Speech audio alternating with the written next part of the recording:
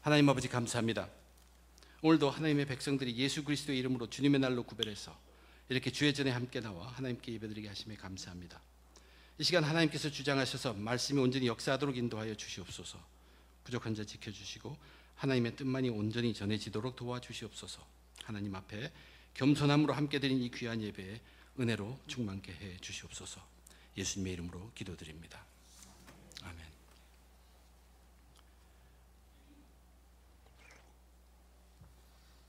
저와 여러분, 우리들에게 이런 때가 있습니다.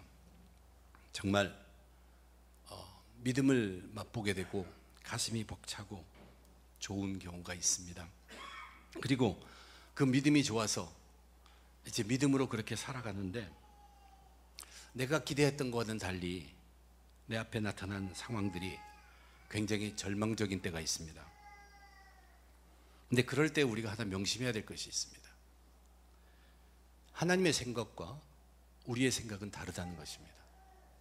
그리고 하나님의 길과 우리의 길도 다르다는 얘기입니다.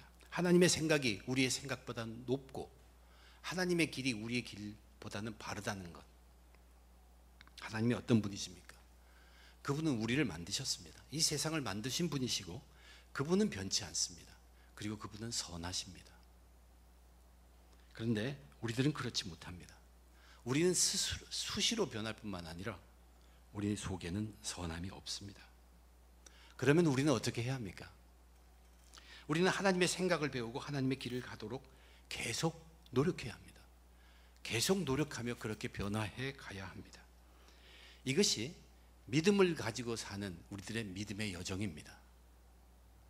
믿음이 바로 그런 것입니다. 우리의 믿음은 우리의 삶을 바꾸는 것입니다.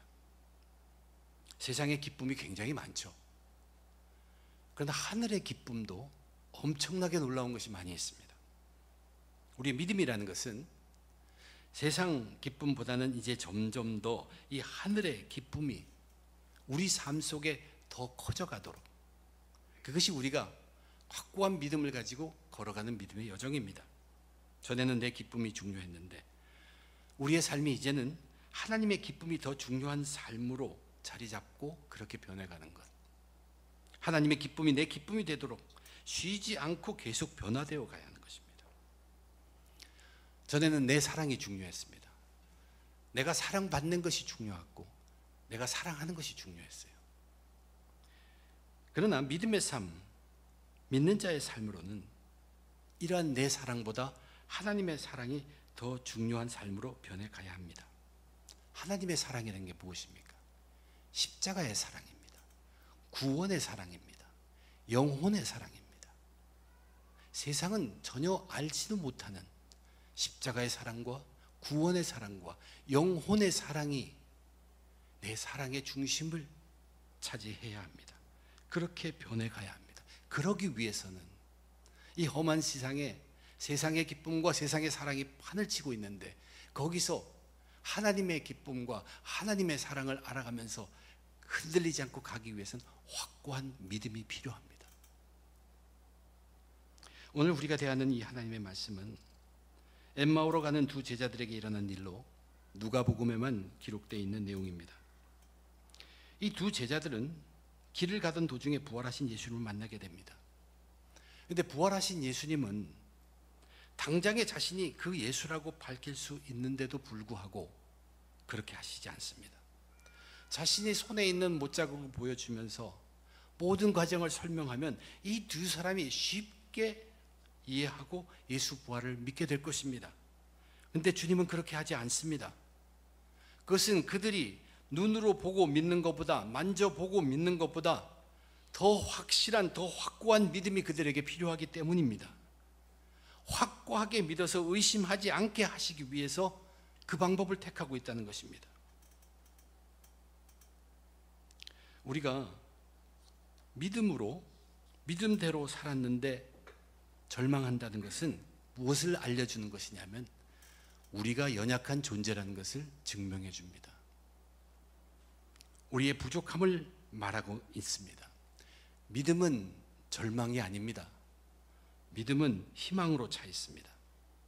부활하신 예수님은 절망에 가득 찬 이 두 제자를 희망의 믿음의 길로 인도하십니다. 예수님께서 보여주신 절망에서 희망으로 이끄는 믿음의 길이 무엇인지 오늘 함께 살펴보며 은혜 나누고자 합니다. 제자들이 무너진 기대가 무엇인가? 사실 이 예수님의 제자들은 지난 한 주간이 그들에겐 참으로 힘든 한 주였습니다. 엄청난 일을 겪었습니다.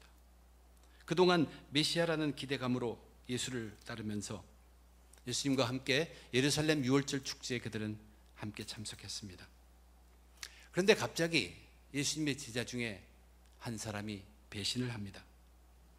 유대 관리들과 대제사장에게 드디어 예수님이 저녁에 넘겨집니다. 잡히신 그 밤에 그 밤새 동안 끌려다니시더니 아침에 십자가 형틀의 사형 선고를 받습니다. 그리고 그날 즉시 그 아침 즉시에 십자가에 못 박히시고 6시간 동안 고통당하시다가 오후에 숨을 거두셨습니다. 예수님을 이렇게 죽음으로 몰아세우는 거센 물결에 제자들은 놀라움과 두려움으로 어찌할 바 몰랐습니다. 그 두려움으로 그날을 지내고 난 다음 날은 안식일이었어요. 아무것도 하지 못하고 생각에만 잠겼을 것입니다. 바로 그 다음 날 새벽에 여인들이 소식을 전해옵니다. 새벽에 무덤에 가보았더니 시체는 없어졌고 천사가 나타나서 예수가 살아나셨다고 하는 소식을 전해주었다는 것입니다. 그리고 제자 중에 며칠 무덤에 가보았는데 그 여인의 말대로 그렇게 일어나긴 했지만 예수님의 시신은 없는데 그런데 예수님을 보지는 못했다는 것입니다. 십자가의 예수님의 죽음을 그 충격 후에 하루를 안식일로 보낸 그 제자들, 그들에게 들려온 예수 부활의 소식은 사실 그들 제자들을 흥분시키지 않았다는 얘기입니다. 놀랍기는 하지만 그들을 하여금 흥분하게 만들지는 않았다는 얘기예요. 부활의 믿음이 없었기 때문에 그렇습니다. 모든 제자들은 여인들이 전한 부활의 소식을 허탄한 소리로 듣고 있었다고 이미 기록했습니다. 예수 부활의 소식은 그들에게는 사실 엄청난 희망의 소식입니다. 굉장한 소식입니다. 그러나 제자들은 그 소식을 듣고도 자신들의 절망에서 헤어나오지 못하고 있습니다.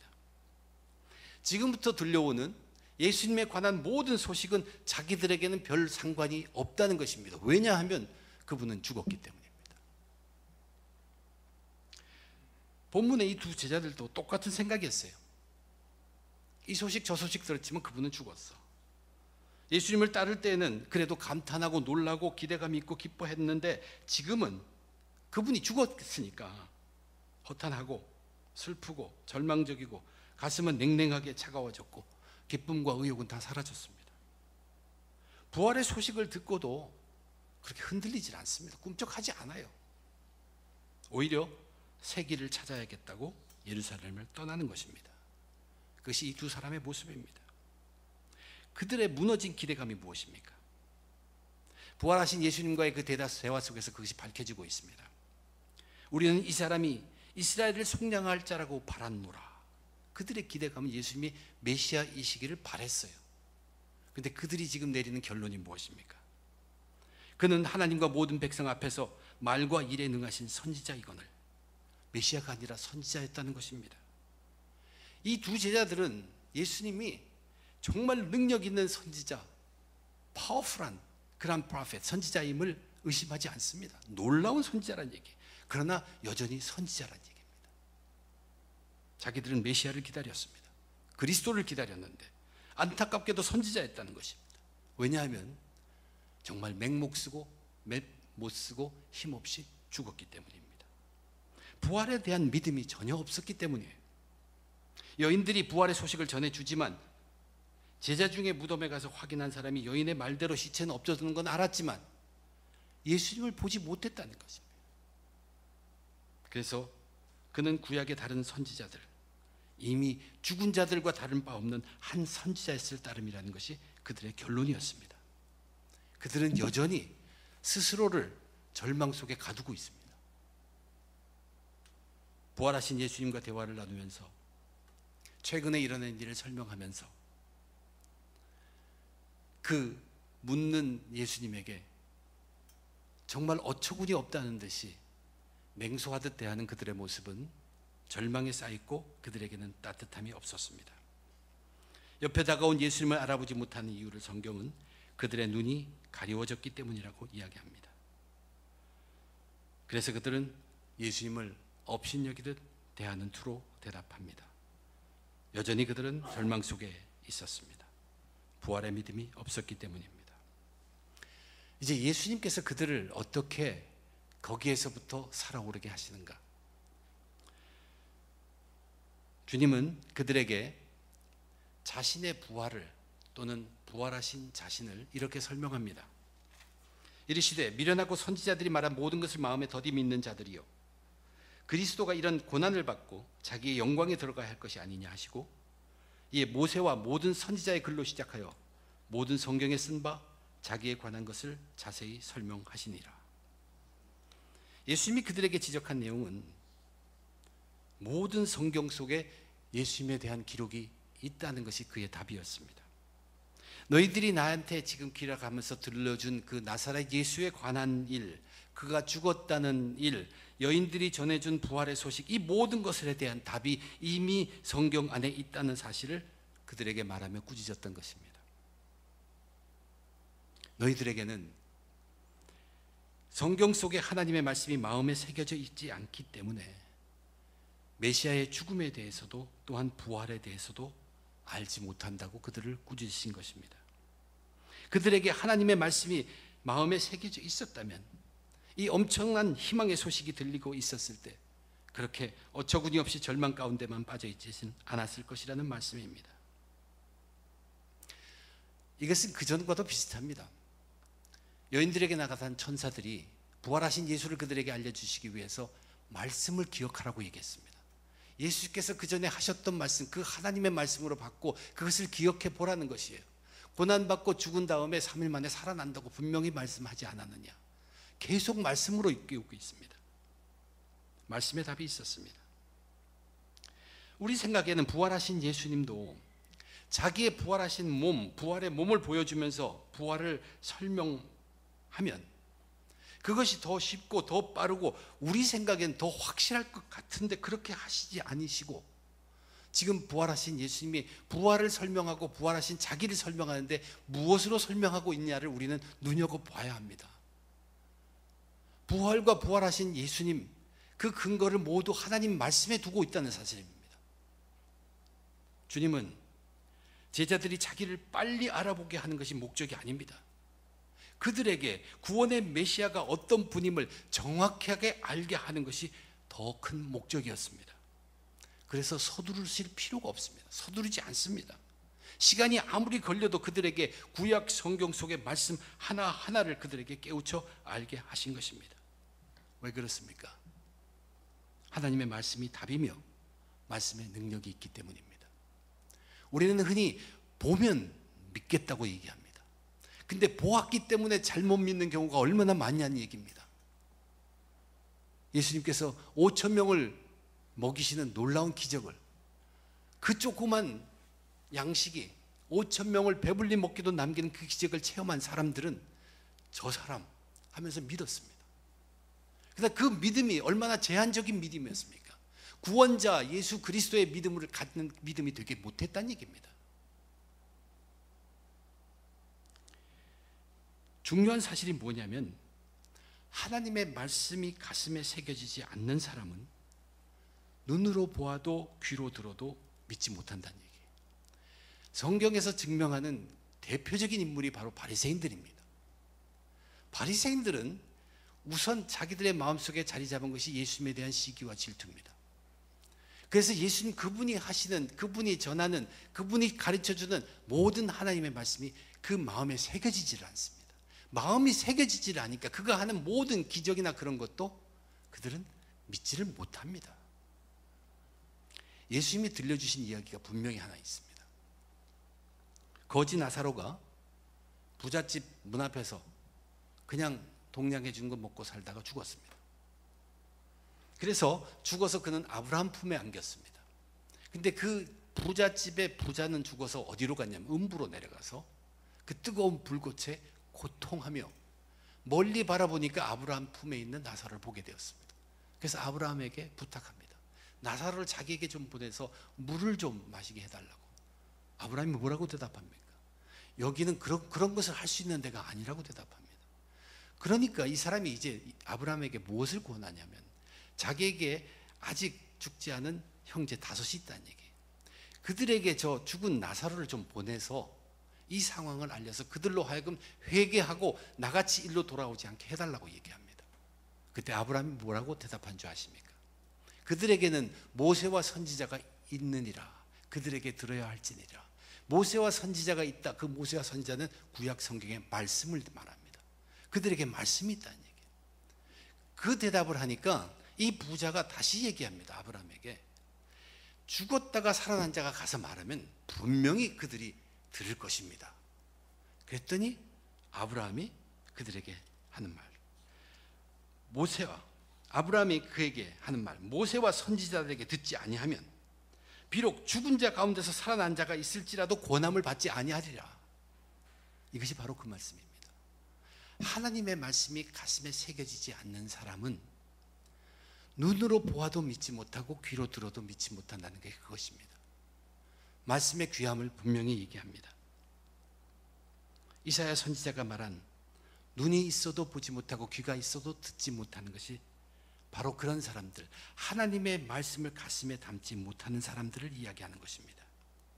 그래서 부활하신 예수님도 자신의 부활을, 또 부활하신 자신을 자기의 부활하신 몸으로 설명하시지 않으시고 하나님 말씀으로 자신의 부활을 그들로 깨우쳐 알게 하셨다는 것입니다.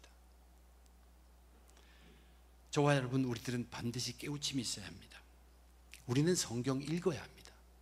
성경 읽지 않는 데에는 소망이 없습니다. 성경을 읽고 바르게 이해하도록 애써야 합니다. 성경을 바르게 이해하고 성경을 읽기 위해서는 성경을 전부를 다 읽어야 합니다. 성경을 전부 다 읽어야 하는 이유를 오늘 예수님께서 또 말씀하셨던 것입니다. 예수님이 하신 말씀 중에 정말로 중요한 말씀이 모든이라는 단어입니다. 모세와 모든 선지자의 글로 시작하여 모든 성경에 쓴 바 자기에게 관한 것을 자세히 설명하시니라. 이 모든 성경, 모든 선지자의 글, 이 모든, 왜 모난이냐면 이 모든을, 그래야 그리스도의 고난도 이해할 수 있고 그리스도의 영광도 이해할 수 있기 때문에 그렇습니다. 이 세상에서 고난이란 단어와 영광이란 단어는 단어적으로 보고 세성적으로 보면 서로 일치될 수 있는 것이 아닙니다. 그러나 성경 말하는 하나님의 세계에서의 그리스도는 고난을 통하여 영광을 받으시는 분이고 그 고난은 영광의 일부일 따름입니다. 우리는 성경의 모든 부분을 읽어야 합니다. 구약의 선지자들을 생각해 보면 대단한 분들입니다. 그들이 다 알지 못하는 가운데도 하나님께서 계시해 주시면 그것을 담대하게 선포한 자들이에요. 자기들이 이해하든 이해하지 못하든 하나님의 말씀이었기 때문에 담대하게 선포했습니다.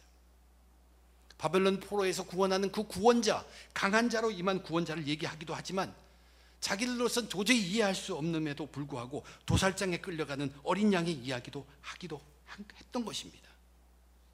성경이라는 것은 자기 좋아하는 구절만 읽고 외우도록 주어진 것이 아닙니다. 필요한 대로 골라 사용하도록 주어진 책이 아닙니다. 때로는 전혀 이해하지 못할지라도 그 말씀에 경외하는 마음을 가지고 대해야 합니다. 내가 그저 읽었지만 그것이 중요합니다.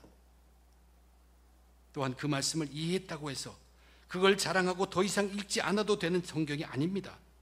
자기가 이해했다고 해도 그 이해는 극히 전체의 일부일 따름이기 때문에 전부가 아니기 때문입니다.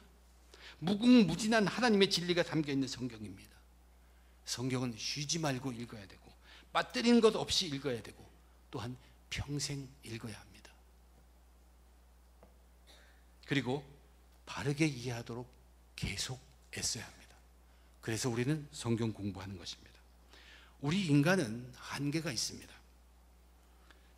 그리고 사실 죄성으로 가득 차 있기 때문에 읽어도 욕심으로 읽으려고 하고 또한 자기 편견으로 읽게 되기 너무나 쉽습니다. 성경 공부도 필요하지만 하나님의 말씀을 바르게 이해하는데 또한 절대적으로 필요한 것이 바로 하나님의 영입니다. 예수의 영입니다. 성령님의 도우심입니다. 예수님께서 두 제자들에게 하나님의 말씀을 바르게 가르치시자 말씀 자체가 갖고 있는 그 능력이 나타나기 시작합니다. 나중에 이 둘이 서로 대화를 나누죠. 우리가 그 말씀을 깨달아 들을 때 마음이 뜨거워지지 않더냐. 이것이 말씀 속에 갖고 있는 말씀의 능력입니다. 예수님을, 부활하신 예수님을 통하여 그들에게 바르게 알려지자 그것이 능력으로, 말씀의 능력으로 가슴을 뜨겁게 했습니다. 그런데 곧이어 그 뜨거운 그들의 마음이 행동으로 드러나게 된 것을 누가는 오늘 기록으로 표현하고 있습니다. 두 제자들이 가려는 마을에 가까이 갔다. 이 마을이 엠마오인지 아니면 그들이 가려고 하던 도중에 있던 마을인지 모르지만 그 마을에 도착했을 때 예수님은 더 가려 행하는 것처럼 기록해 놓고 있습니다. 누가는 이것을 통해서 두 제자가 지금 변화되고 있는 상태를 우리들에게 보여줍니다.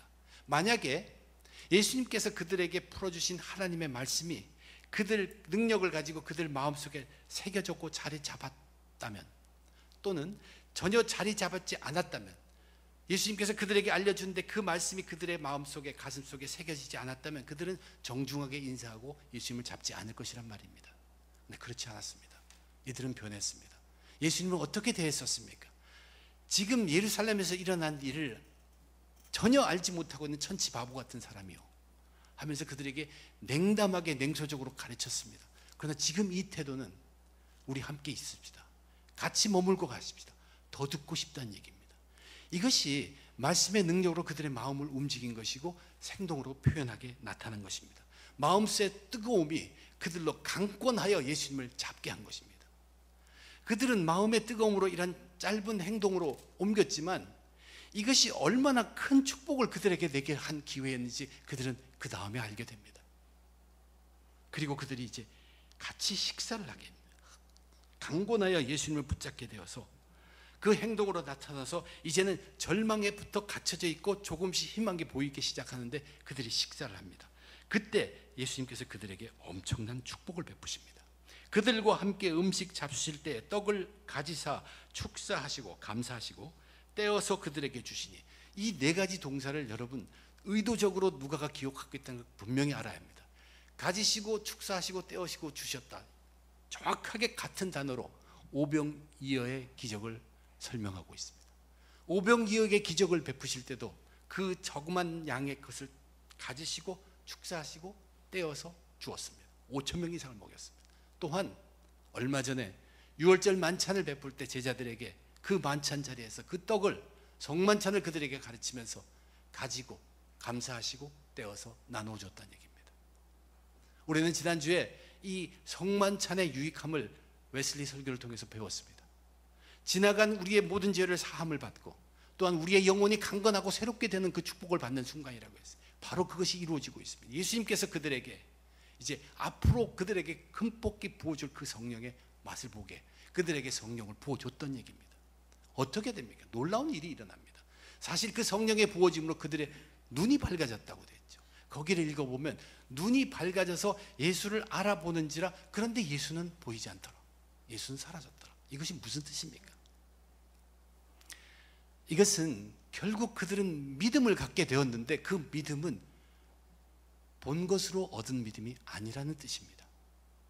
그들이 믿음을 가진 것은 지금까지 예수님께서 그렇게 깨우쳐 주신 그 말씀의 은혜가 들어왔고, 또 하나 필요한 것은 예수님께서 그들을 축복하사 성령을 심어 주었을 때 그들의 영이 강건해지고 새롭게 되는 그 순간 말씀의 능력과 성령의 능력이 함께해서 그들의 눈을 떠주게, 영적 눈을 뜨게 하신 것이에요.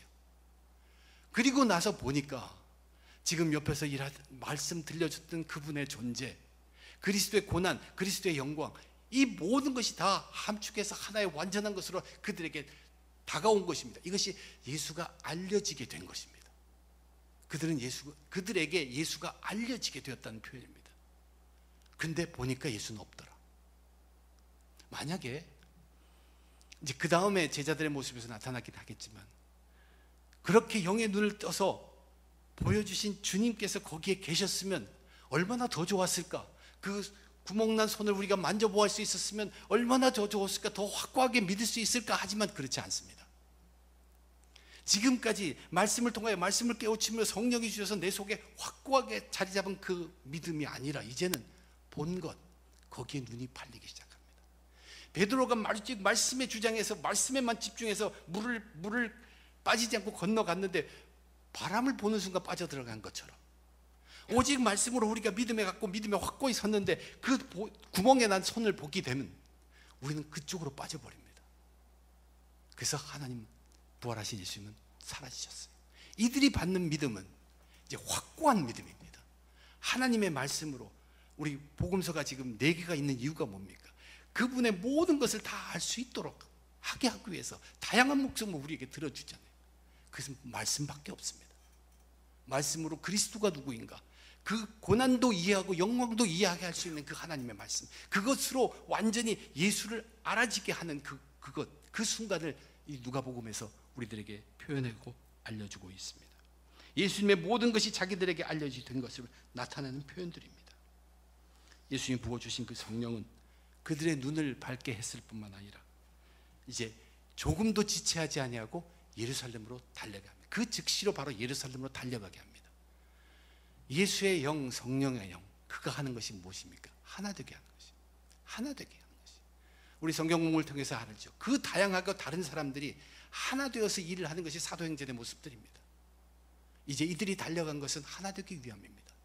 남아있는 11사도와 그와 함께한 자들, 그들과 함께하는 믿음의 공동체 하나 되기 위함에서 그들은 달려가고 있었습니다.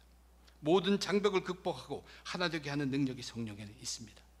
이제 이 두 제자들은 절망에서 헤어나왔습니다. 모든 소망을 잃고 떠났던 그 공동체, 11사도와 함께한 자들이 모인 곳, 그것을 바로 희망을 가지고 달려간 것입니다. 하나님은 저와 여러분 우리들에게 이미 풍성히 주셨습니다. 또한 필요한 것은 지금도 주시고 계십니다. 예수님은 우리들에게 이 성령을 주시겠다고 이미 약속하셨습니다. 저와 여러분들은 어떻게 하면 이 성령을 충만하게 하는가? 내가 말씀을 대할 때도 내 속에 탐욕이나 욕심이나 편견 버리고 성령이 나를 주장해서 그 성령이 도우심으로 성경을 읽을 수 있도록, 그래서 그 말씀 속에 있는 능력과 함께해서 바른 깨달음이 있을 수 있도록, 그래서 내 삶을 그 말씀에 맞춰가도록, 바꾸어 가도록, 내 삶을 찢어서 그 말씀, 바른 말씀의 이해대로 살아가도록 우리는 변경시켜야 합니다. 저와 여러분 우리들은 나쁜 성향이 있어요. 자기 성향에 맞도록 하나님의 말씀을 고치려고 하는 정말로 못된 습관이 있습니다. 그렇지 않습니다. 하나님의 말씀에 내가 이해되지 않더라도 그 말씀에 나를 찢어서 거기에다 맞춰가야 합니다.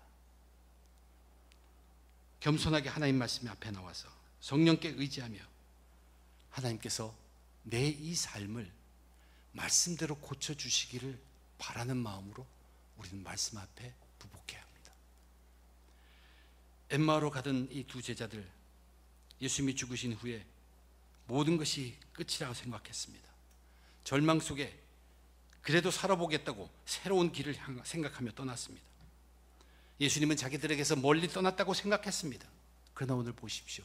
정작 예수님은 그들과 함께하고 계셨습니다. 그들의 절망은 하나님의 말씀을 놓았기 때문에 그렇습니다. 하나님의 말씀을 생각하지 못했기 때문에 그렇습니다. 또한 하나님의 말씀을 자기가 새기고 싶은 대로만 새겼기 때문입니다. 자기 좋은 대로만 하나님 말씀을 생각했기 때문입니다. 우리는 하나님 말씀에 맞도록 자기 삶을 과감하게 바꿔가야 합니다. 우리의 육신은 이 하나님의 말씀이라는 것마저도 내가 원하는 대로 바꾸고 싶어하는 어리석음으로 차 있다는 것이에요. 어느 누구나 다 마찬가지입니다. 그렇기 때문에 성령의 도움 없이는 안 됩니다. 우리는 성령의 인도하심을 간구하는 가운데 하나님 말씀을 읽어야 합니다. 말씀 읽지도 않고 일주일 내내 손에 손도 대지 않고 올 수 없습니다. 그럴 수 없습니다. 성령 인도하심을 간구하는 가운데 하나님 말씀 읽어야 합니다. 성경을 전체로 읽을 수 있어야 합니다.